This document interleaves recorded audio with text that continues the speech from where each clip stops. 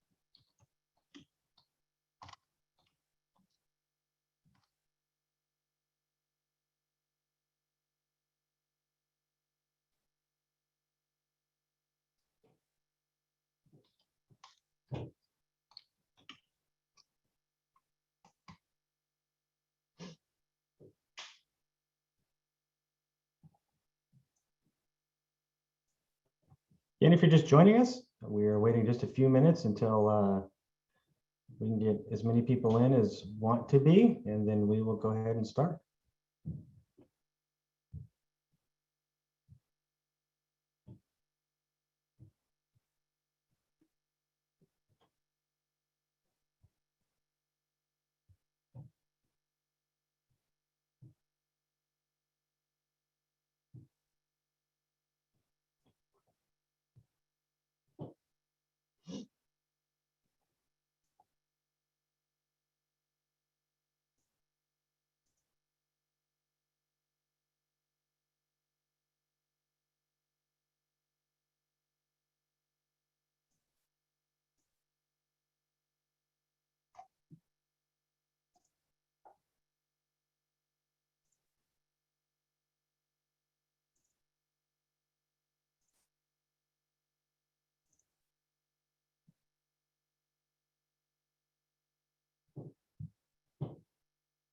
Just a couple more minutes. Thank you for your patience.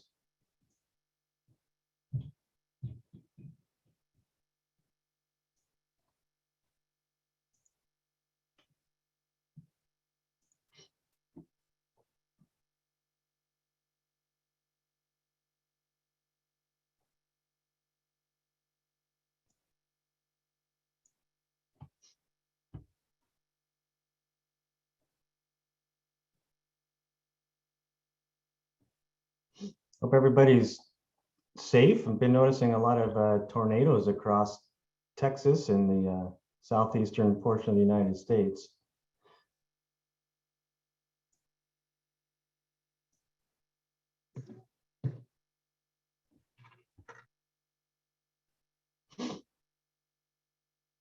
All right, we're going to go ahead and get started, and we'll continue to let people in as they join. But I do want to thank everybody for joining us. This is our fifth and final AEP Educational Series for 2021. We've had some great turnout, so I do appreciate everybody joining us. And of course, again, all the questions that you're sending to us. I do want to send out a thanks to our sponsors for this year, NPP Gov and Nagometrics. Again, they have sponsored this educational series and allowed everybody to join for free. So we do want to thank our sponsors. I'm going to start off by walking everybody through an application process all the way through payment, because our payment process is a little bit different this year. So I want to show you what that's going to look like, and then we'll kind of come back and answer questions and have a little bit further discussion. I already see that we've got one question on our professional development criterion number 3. So we will get back to that. If you have other questions, feel free to throw them in the chat. So I am going to jump right in here. And everybody should be looking at the NPI homepage. Everybody can see that, I hope. Give me a thumbs up if you can. Excellent. All right. So If you haven't been on here, the first thing you'll notice is that our NPI website has been changed. We've gone to a new website platform this year in hopes that it's going to be easier to provide information, look a little better, and be easier to navigate. Also notice that our web address has changed. It's npi-aep.org. If you're still using the old one, it's going to continue to forward you to this one, but just note you can hit us directly at npi-aep.org. So real quick, before I go into the application, I want to remind everybody that if you are a member of NPI, you can access the model submittals under the members only tab. You have to be logged in first. So right now, there's nothing there because I'm not logged in as a member.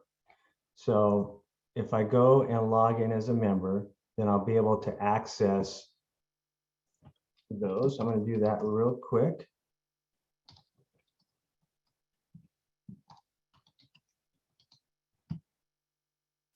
Hopefully I remember my password. All right, so now you'll see if I hover over the members only tab, I get some additional selections, and the AEP model submittals are available here.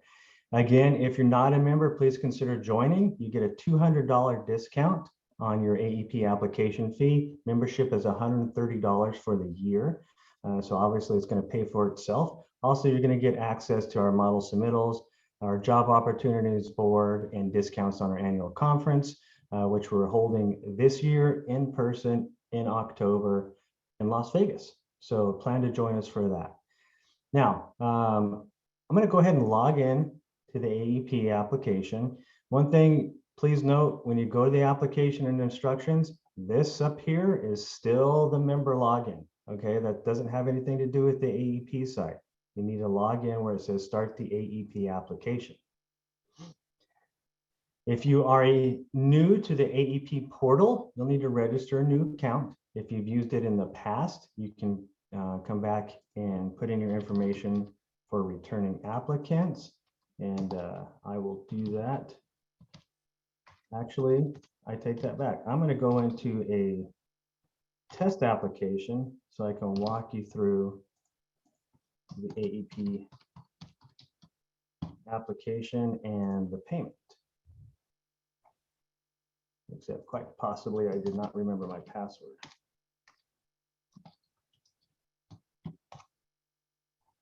Too many passwords.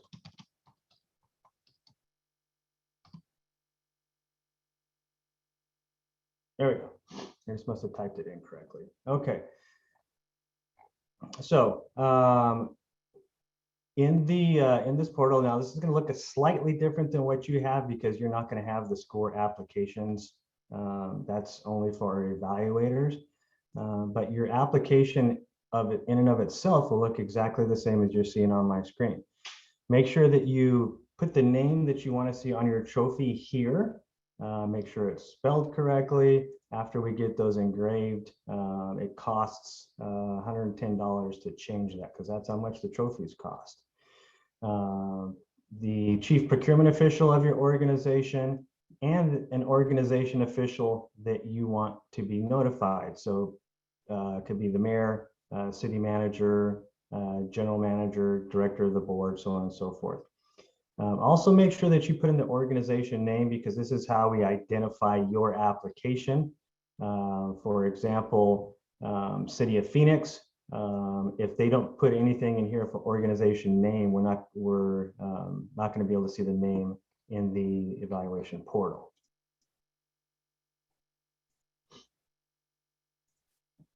Okay, now when you come into the actual application, I've already filled this one out. One thing that you're going to notice is the green highlighted number is the criterion that you are on currently. So I'm on criterion 1, which is establishment of a procurement ethics policy. The blue are ones that you have completed. The red are completed, but that means that you've chosen not to answer them. So you can see for the 33 different criteria here, the ones in red are the ones that I have not submitted anything on. Also note that when you're going through your application, you have to mark yes if you want to submit a response. It is defaulted to no. So if you don't want to submit a response, you just leave it at no, click submit, and it'll move on to the next criteria. So again, if you want to submit a response, click on yes, browse for your file, and upload it. Now, if you accidentally upload the wrong file, that's okay. You can just delete that response. Okay. And now you'll see that my number one is gray, showing incomplete because I did not submit a response. But I do want to submit the response, so I'm going to have it, do you wish to submit a response? Yes. I'm going to browse for my file. I'm going to select the file that I want to upload. Once it's uploaded, I can click submit. Brian, Yes, sir. you just busted yourself. You were on criteria 2 and you selected 1. Okay, let's start over. Thank you. And Philip, thank you for pointing that out, because that does happen quite Yes, a it bit. does. We see it, and folks accidentally upload the wrong file or a duplicate file. And of course, that's we can't award points. And when that's really Yeah. tough, because you have different judges looking at different criteria. So if I'm judging 1 and somebody else is judging 2, and you put 1 and 2, then I'm not seeing it because I'm not looking at 2 as well. So it's just tough. I planned that. Yes. So thank you for catching that. It's a great point, Christina and Philip. Make sure that the thing that you want to upload the criteria for is the one that's selected, highlighted green. So again, I do want to submit a response, so it's marked yes. I've chosen the file that I want to submit, which is 4.1, and I'm going to submit that. It automatically goes on to number 2, okay? And it's going to take you all the way through. So if you, in the past, sometimes we've seen people will, for example, if they don't want to submit anything for 4B, they'll upload a file that says, we are not submitting, or no submittal or something. Please do not do that, because what it does is it requires us as the evaluation team to go in, download that file, pull it up, and it says, we're not submitting. Okay, we know you're not submitting if you just leave this marked as no. The system tells us that you didn't want to submit, so we don't have to open those files. So again, don't submit anything at all, just mark it as no. Okay, now let's assume we're all done. I'm down to Criterion 18. I have uploaded, in this case, not uploaded anything because I didn't answer Criterion 18. Do I want to submit a response? No. One thing that you can notice too, I'll just jump around real quick. You can go to any criteria that you want to throughout the thing. So, but Brian, there's a question. Finish. Yes. Sorry. So the question is, how can we review to confirm we have the correct attachment under the correct criterion prior to finalizing the submittal? I'm going to leave that chat up. Thanks, Tara. The way that you would confirm that is look at the title. So I personally will title my thing, my files, the criteria number, and then what it is, procurement ethics. Now, when I made that mistake and I went to 2, when I go to 2, I still have 1 procurement ethics. So I know that that's a mistake, right? So I can delete that response. I'm still on number 2. I'm going to mark yes, I want to upload. I'm going to upload to procurement manual, which is the file. Now it's uploaded, I'm going to submit that. So what you can do again is name the file, the criteria number and the name, and then that way you can see. Another way that you can do it is you can actually download a copy of the file. So if I went to 13 and I wanted to check it, you can upload that and make sure that it's the response that you want to submit. So that's Criterion 13, and that's what I want.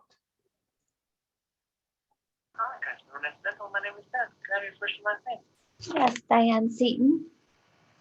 Great. I've got you right here. Thanks for taking the trying to punch that in over the phone. And how can I help All today? right, is someone asking a question, or is there a little bit of, No, it's Diana. She was accidentally off mute. We're good.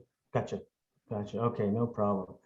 So I hope that answers your question, Tara, and then, so we're gonna move on to when we're ready to submit.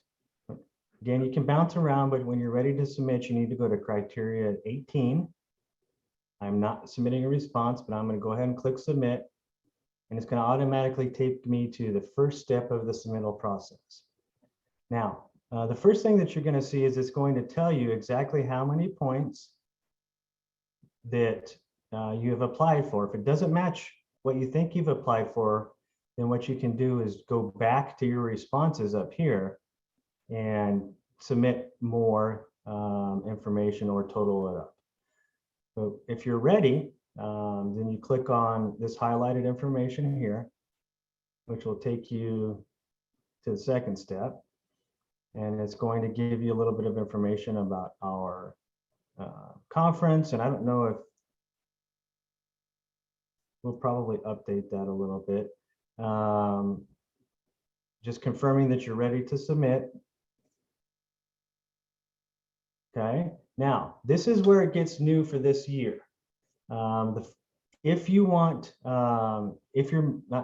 when you're ready to submit and make payment, you need to click on this link, and it's going to take you back to the payment information, and then you'll give you a code and you enter that code.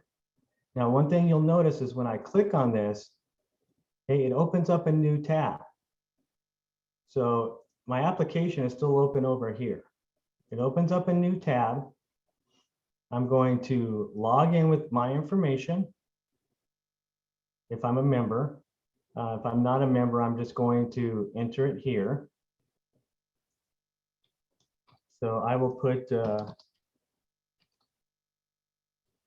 actually, I can't do that because that email address isn't a member.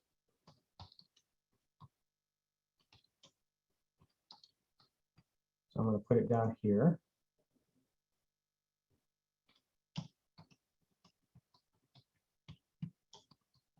Again, if you are a member, you're just going to go through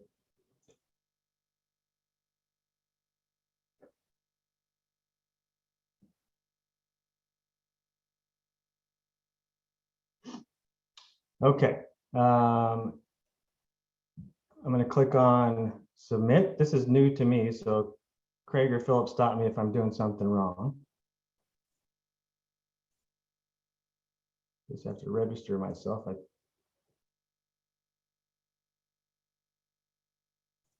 All right, so I'm going, here we go, to register.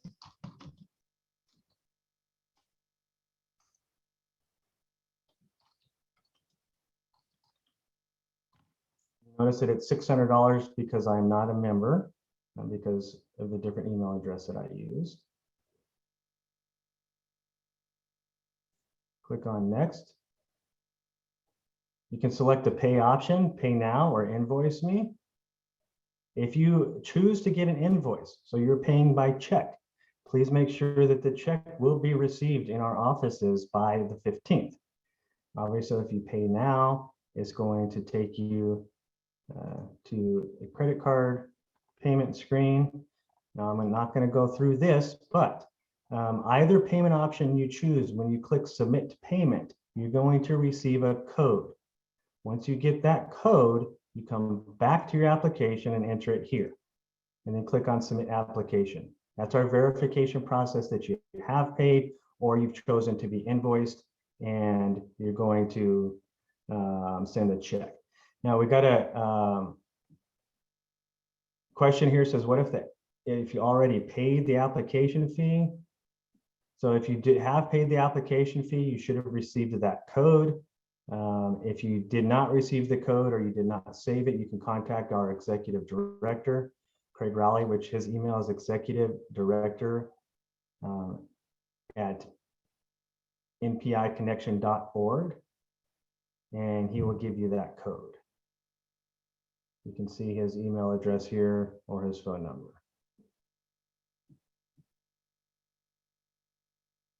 Okay, see if there's any more. Philip's answering a couple of questions on there, so I appreciate that. Yeah, I think we're up to date with our questions after you answered that. Excellent. So again, once you make payment here, you're going to get a code, come back to your application, enter the code and submit it. And I wanted to make sure that you saw that there's two separate tabs. Make sure you don't close out your application while you're going through the payment process. Okay, so with that, first, is there any questions on the new payment process other than the ones that we've gotten already? Brian, I apologize. Oh. I was answering questions, but did you cover if somebody wanted to send a check in as well? I did, yes. Okay, great. Thank you. I'll talk about that again just real quick. If you want to send a check, you choose invoice me. You put your email in that you want to get the invoice at. Click on pay later. Again, you're going to get that same code. You take the code back, enter it, but you do have to have your payment in by May 15th. And hopefully most people have a robust P card program so they don't have to get invoiced and send checks. Okay, I have completed what I wanted to cover today. So now I'm just going to open it up to everybody to ask questions. Feel free to unmute yourself and ask the question. If you're uncomfortable with doing that, go ahead and put it in chat. I'm going to stop sharing my screen right now, but we can go back into the application itself if there's any application process that anybody wants to see. So with that, any questions, discussions, comments, concerns, jokes? This is Brian O'Connor from the town of Davie. How are you? Yes, sir. How are you, Brian? All right. We submitted under Rebecca Moreau a question in regards to one of the requirements for online auction process. And it only really allows for the process to be through an independent agency to show it, and not really allow for multi-agency participation. And it's confusing to us because we dispose of property all year long to avoid having to pay insurance on that property or vehicles or anything, and also just for sheer storage space. And you know, with a typical auction company, they want you to have a large amount of property or whatever to dispose of at a certain time before they'll actually conduct one. And we have one here locally that does really good returns for us. So we've collaborated with other municipalities to do multi-agency ones. We have a direct link to our website, you know, from our website that shows the auction site. We follow all those protocols.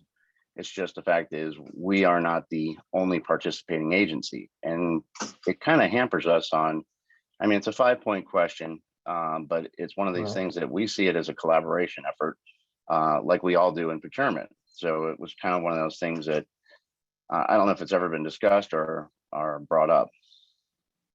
Well, Brian, I think that's a great question, and just let me clarify. I think what you're saying is that all of your auction items are put in together, so someone could not distinguish what came from the town of Davie and what they're versus one of the other associations or the organizations. Is that correct? Well, no, we actually have asked the auctioneer to put a label on our items to say town of Davie. It is commingled with, for example, City of Coral Gables. It may have North Miami Beach. It may have some other municipalities that are participating, but you can clearly identify the town of Davie property on there, but we're not the only agencies that are participating in this auction. So it does fall into a multi-city title, but you can see our distinct items that are labeled that way. Just to clarify, the criterion is based on online auctions. These are held online? That's correct, yes. And can they search for your items, town of Davie items? If they go through and they click on the item, I don't know if they can specifically say town of Davie items and it would collaborate down. They would see the multi-town or multi-city auction, and then it does in the description say town of Davie or whatever, and you can see. Understood. So right now, the way that the criteria is crafted is such that someone that is interested in auctions with the town of Davie would be able to go online, see what you have up for auction and bid on it. I hear what you're saying as far as the collaboration is concerned. It is definitely something that we can discuss as an evaluation committee for possible future changes. I will say one thing that you mentioned is that typically auction companies require you to have a lot of stuff before they list it. And I'll tell you that there's a lot of auction companies out there that don't require you to have anything at all. And why I say that is, as we personally use public surplus. And sometimes we'll list one old server. Sometimes we'll list 10 buses. Sometimes we'll list one vehicle or one lot of something, and they don't require any specific amount. They don't charge us a fee. The fee is passed on to the buyer. Now that you can do either way. You can agency can pay the fee, or you can have a buyer's fee. But there are other sources of online auctions out there, like public surplus, that do those sorts of things. And if anybody has some other companies that they use that would allow them to list things one at a time or a few at a time if they wanted to, you can put that information in the chat for Brian. Well, Brian, thank you. I just want to say one follow-up on that. We do use a local company down here. They have amazing returns for us, because that's one of the most attractive things is they come and actually do all the pictures for our vehicles. They do the listing, they do all of those things, and it's a hands-off type of thing that they put that on for us. So there are value-added benefits to it. I do agree that there are other auction companies that do that, but a lot of it's more of on us to do. So for us, it's a convenience, and again, it's also a return of value what we get from the property. Some of those other ones, you have to deal with some of the headaches, but they do a lot of held service for us. So it is beneficial. I do hear what you're saying as far as the other piece. So we got to kind of weigh that out. I mean, it's 5 points. I mean, I get that, but it would definitely be something I would hope you'd consider to change in the future. I mean. Hey, Brian, this is Philip. I apologize. I did see your question earlier and said there weren't any, and I apologize. I read it and I was like, wow, that's a tough one. I see the value. I mean, when you consolidate entities, you get potentially a bigger draw of customers to look at the items. So there's definitely an advantage to that. And being local, that's also an advantage for you guys and the local auction company. And Brian's point is being able to, as a potential customer wanting to go and see all of the City of Davies products that they're selling. And so as a single entity, you can go out and see that. And I know that's what we've looked for in that criteria at times is, is the logo of your entity out there, and can I sort and look at only your items that you have for auction? And so that, yeah, I agree, Brian, it might be something that the evaluation team may need to readdress and see if that's how important that is over the advantage of consolidating items amongst entities. So. Yeah, absolutely. And thank you, Philip. And Brian, thank you for bringing up that question. We will discuss that. And I'd also like for everybody, if you have things that you think would improve on the criteria that we have, feel free to email those to me, make suggestions. We have a 20-member evaluation team comprised of representatives from all of our sponsors, and our sponsors are all of the major public procurement associations across North America. So we do have quite a discussion. I would say also, however, though, keep in mind that the application is not developed in such a way that everybody is going to get all the points, or anybody's going to get all the points for that matter. What they're based on is what we try and do is say, hey, this is a best practice. And some people can't meet that best practice because of policy, because of law, because of procedure, and that's okay. That's why you only have to get 100 out of the 200 points. So if we don't change it, then the team, again, representing all of the sponsor organizations, decided to keep it like it is as a best practice. But again, feel free to send me your comments and suggestions. We do review the application every year. to see, you notice that we do make some changes every year, whether it's dates or clarifications, or occasionally we'll completely overhaul and update one of the criteria. So again, Brian, thank you for that. And we'll move on. Other questions? Thank you So I have for a your couple consideration. Oh, Yeah. sorry, Brian. I have a couple. One relates to professional certification of your staff. And Okay. you guys define it in the criteria as once they have 3 years of experience. I have an employee that received her, reached 3 years of experience and became eligible to test at the beginning of February. So she has applied, but she's not actually eligible to test. She's testing next week. So I can't list her as certified, but she's really doing it as quickly as possible. And I'm going to have this problem again next year. And the year after that, I've got 3 newer employees. And so I've already submitted or put my item together, and I've tried to explain that, but I'm just wondering if there's an opportunity, if we can show that they're actively moving towards certification at the earliest possible point, if that qualifies for that criteria, if we'll be able to get the points. Good question, and I would say she will qualify next year. I know that's not the answer that you wanted to hear, but honestly, what we used to say is just certified. And what we got back was a lot of people saying, hey, there's certain certifications that we can't get because we don't qualify for those. So that's when we modified the criteria to be have the 3 years of experience. There are options for certification that go across CPPBB and some of the ISM certifications. So again, I understand the frustration, but I think at this point, until they're certified, even if unfortunately the dates are a little off and she's moving forward, I think that's great. But you'll get that next year. So I guess for me, the question is, are there certifications that would allow for complete certification prior to 3 years of experience? Because I know the NIGP CPP doesn't, and the CPPO, like the earliest you can certify and I guess qualify to certify is at 3 years.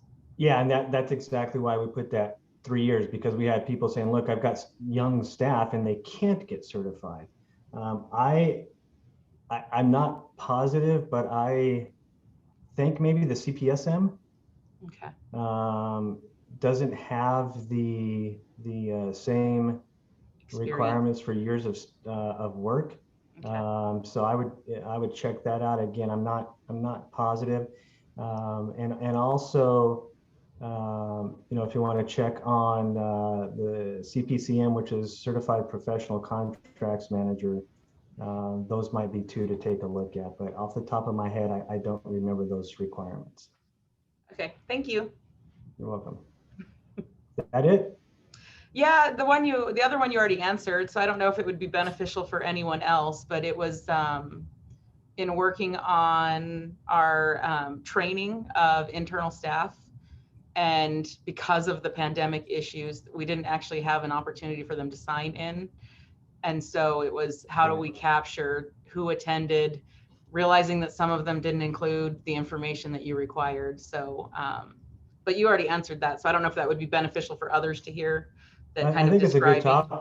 Yeah, okay. Tara, I think it's a good topic because I have received that question a couple of times, which is how do we, one, people have said, hey, because of the pandemic, we can't get any training. Well, I would argue against that and say, look, there's a lot of training opportunities out there that are online and free.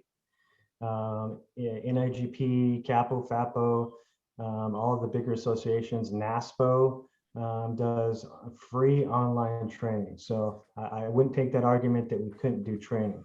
What I would say is specifically to your question, depending on which platform you use, for example, if you're using a Zoom platform, you can click on the participants icon, and I'm going to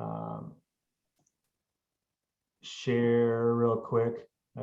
Sorry, I shared my screen. Let me share well, can people see the participants box? On the right-hand side. Should be right in the middle of my screen. Mm-hmm. My participants box. So I'm sharing my screen right now. anyways, you can expand that and get a list of the participants.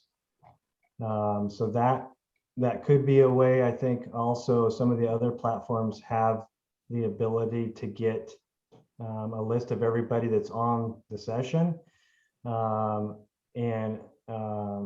Actually, I think I'm kind of crossing a couple different questions here. This would be if you're holding the training, who's attending. And then the other one is how do we attend training during the pandemic? So,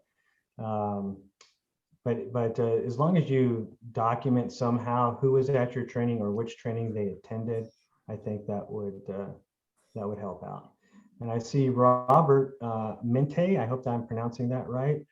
Yes. Has his hand raised. So Robert, what's your question today, sir? Okay, just a clarification. I'm still a little confused. The way we did the application, we put it all in one continuous page, all PDF. Can I just upload that into the system as part of my submission, or do I need to break them down like you talked about earlier? No, sir. You unfortunately you have to have one PDF file for each of the criteria.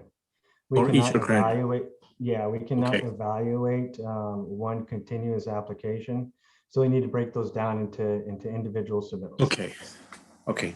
Thank you very much. Bye-bye. You're welcome. And Katie, you've got your hand up. Hi, I'm with the City of Austin, and the employee who's been submitting our application for the past 7 years has retired, and so this is my first year. I just want to verify I do need to register a new account. You do, unless you happen to have their account information. Okay, I have that. You could technically, if you want to, log in as them and submit the application. But you could just as easily submit it under your name. All you have to do is create a new username in the system, and that would probably be the easiest way to do it, I would think. Okay, So but Brian, how would they be able to see previous submissions if they did it that way? Good question. So I'm going to go ahead and share again. And the way that the system is set up is that if you have the same URL email address, you'll be able to see the history of the submissions for your organization. So for example, my email address is bgarrity@goldengate.org. But if I log in with someone else, with another email address that has the same @goldengate.org, I think I have, let's see if I remember this correctly.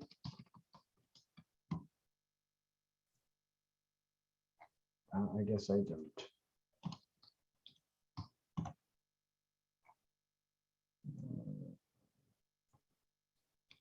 I'll just log in with my regular one, but if you log in with, so if a coworker sets up a user ID and it has the same URL, which is the @goldengate.org, they are going to be able to click on this history link and see all the applications that have been submitted from @goldengate.org. So they'd be able to see the scorecards from prior years. okay, because I'm sorry, go ahead. my concern was because I've never done this, but once I submit the application, if I get some kind of response, it's going to go back to her email, correct? It's not going to come to me. Well, I'm trying to think if you can change the email address. So it's going to have her email as who submitted it. Mm-hmm. You can put in emails for, but yeah, it's the confirmation would be sent to the old email. You're correct. Okay. Okay. Yeah, So it's best that I just go ahead and register. Yeah, and it's really easy. You just click on register new account, first name, last name, email, create a password. Okay. And if you have the same URL, you'll be able to see the history, and now you'll have your information in there. Okay, great. Thank you. You're welcome. There's a follow-up question to that, or a similar question. It said, soon we'll be changing our domain name for Mojave Valley.us to Mojave.gov in the coming year? Will we lose our historical applications?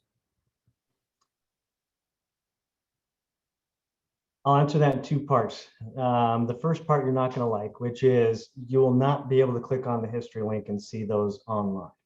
Unfortunately, we have to use the same URL, and that's the way that the system checks.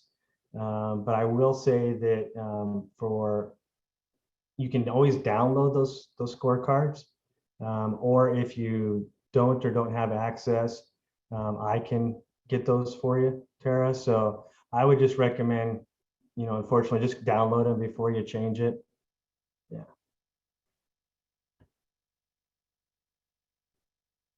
Other questions?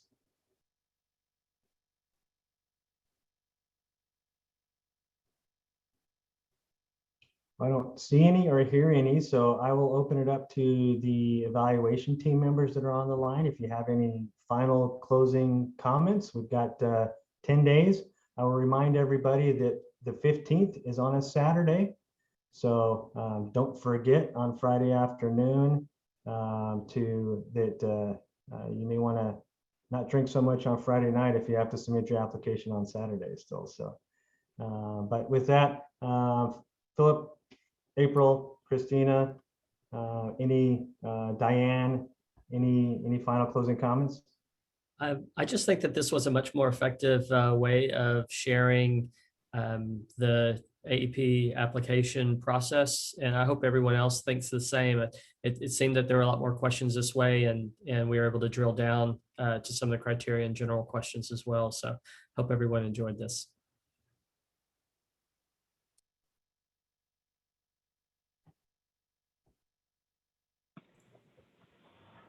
Ditto from me. Thanks, April. And for me, thank you everyone for all of the work that you put into this every year. We see some really incredibly creative and in some cases beautiful packages put together in response. So again, we know how hard the work is. I'm actually working on some of my stuff right now so that I make it by the deadline. So we know very well how hard everybody works on these. So thank you. Yeah, good point, Christina. Most of us that are on the evaluation team are also applicants. So do note though that we aren't able to look at or score our own applications. So I want to wrap up by saying that this webinar was recorded. It will be available on our website in the next couple of days. And we appreciate everybody joining us and hope that you have a successful application and that we will see you again on these educational series next year. In the meantime, if you have any questions, email me at aep@npiconnection.org. Thank you all, much appreciated. Thank you. Bye-bye.